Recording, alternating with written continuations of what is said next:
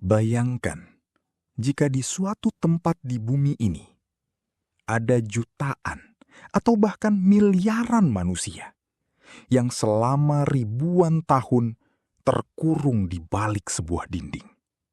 Mereka hidup, mereka bergerak, dan setiap hari mereka mencoba keluar. Ini bukan cerita fiksi. Dalam ajaran Islam, mereka dikenal sebagai Ya'juj dan Ma'juj. Dua kelompok manusia yang diyakini masih ada hingga hari ini, menunggu waktu untuk muncul dan mengubah dunia secara drastis. Kisah ini bukan hanya tentang masa depan. Ia dimulai dari masa lalu. Dari seorang pemimpin misterius yang disebut dalam Al-Quran sebagai Zulkarnain. Zulkarnain digambarkan sebagai penguasa besar yang menjelajahi dunia, dari barat hingga timur. Ia bukan hanya seorang penakluk, tetapi juga pemimpin yang menegakkan keadilan dan membantu kaum yang lemah. Ulama klasik seperti Ibnu Katsir menjelaskan bahwa ia bukan nabi, melainkan raja soleh yang diberi petunjuk oleh Allah. Ia menggunakan kekuasaan untuk membangun, bukan sekedar menaklukkan.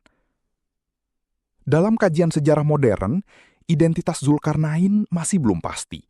Beberapa peneliti mencoba mengaitkannya dengan Alexander the Great dari abad keempat sebelum Masehi. Namun, banyak ilmuwan menolak teori ini karena perbedaan keyakinan dan karakter yang signifikan. Hal ini menjadikan Zulkarnain sebagai salah satu tokoh paling misterius dalam sejarah. Dikenal luas dalam teks, tapi tidak pasti dalam catatan dunia. Perjalanan Zulkarnain membawanya ke sebuah wilayah yang digambarkan berada di antara dua gunung besar. Di sanalah ia bertemu dengan suatu kaum yang hidup dalam ketakutan. Ancaman mereka datang dari dua kelompok manusia, Ya'juj dan Ma'juj. Mereka dikenal sebagai perusak, menyerang, menghancurkan, dan menciptakan kekacauan dimanapun mereka berada. Sebagai solusi, Zulkarnain membangun sebuah penghalang raksasa. Al-Quran menggambarkannya sebagai struktur dari besi yang disusun tinggi, lalu diperkuat dengan cairan tembaga. Sebuah teknologi yang sangat maju untuk zamannya. Para ulama memahami bahwa tembok ini benar-benar ada secara fisik, dibangun untuk mengisolasi Ya'juj dan Ma'juj sepenuhnya. Dari sudut pandang ilmiah, konsep dinding besar di antara pegunungan bukanlah hal mustahil.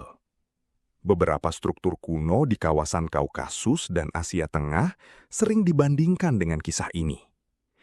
Namun, hingga kini, tidak ada bukti arkeologis yang benar-benar cocok dengan deskripsi tersebut. Di balik tembok yang dibangun oleh Zulkarnain, kehidupan tidak pernah berhenti.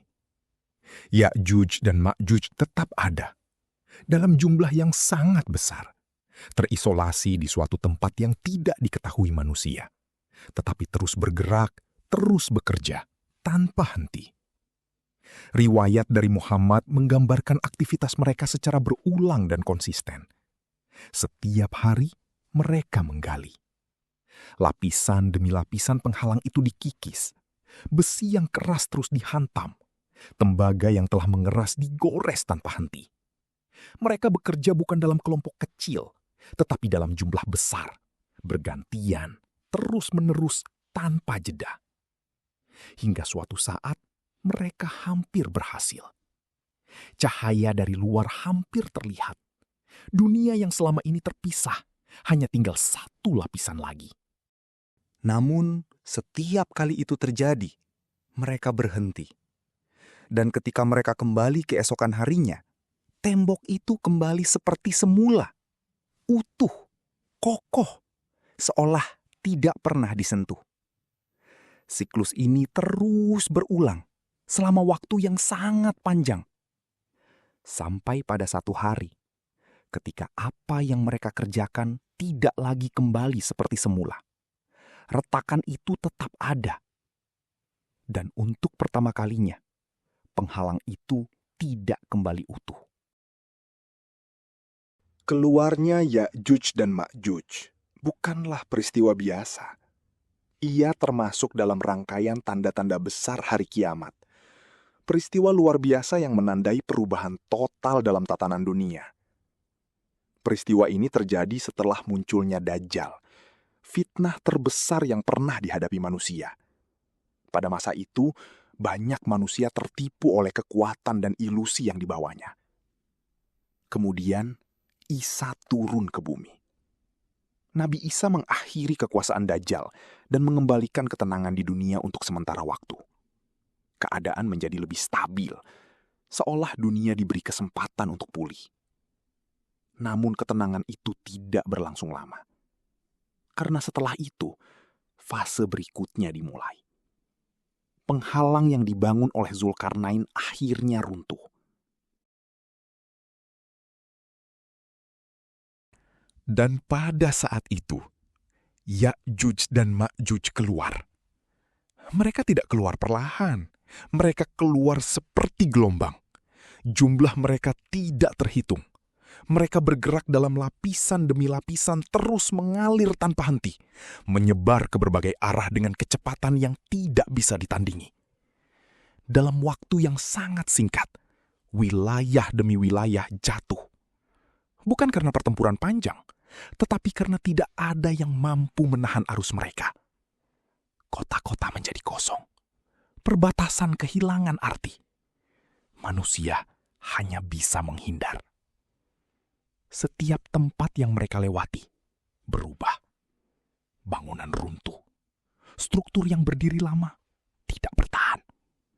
Tidak ada upaya untuk membangun.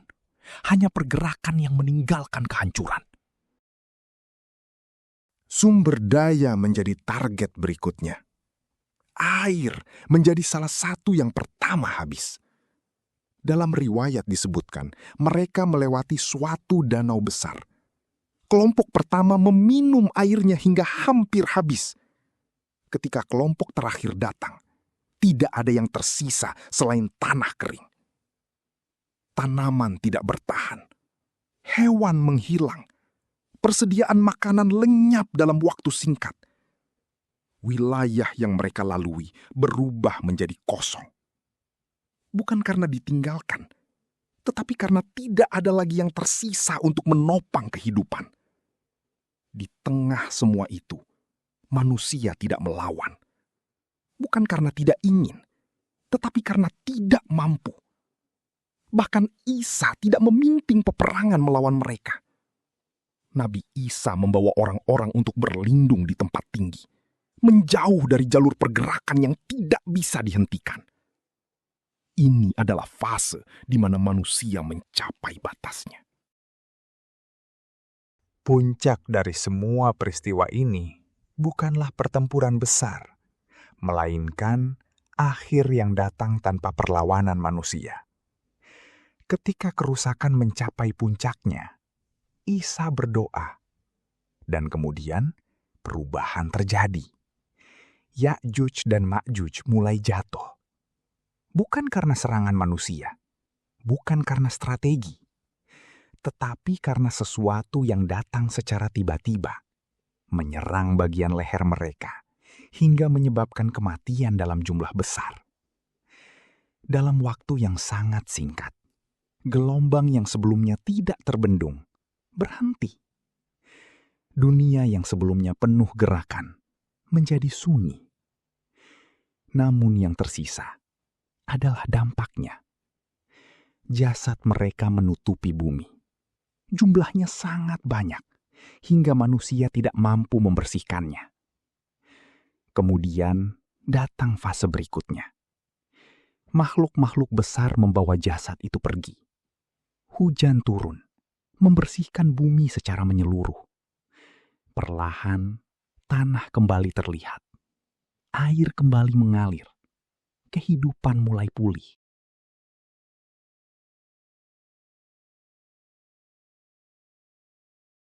Tidak ada yang mengetahui di mana mereka berada saat ini.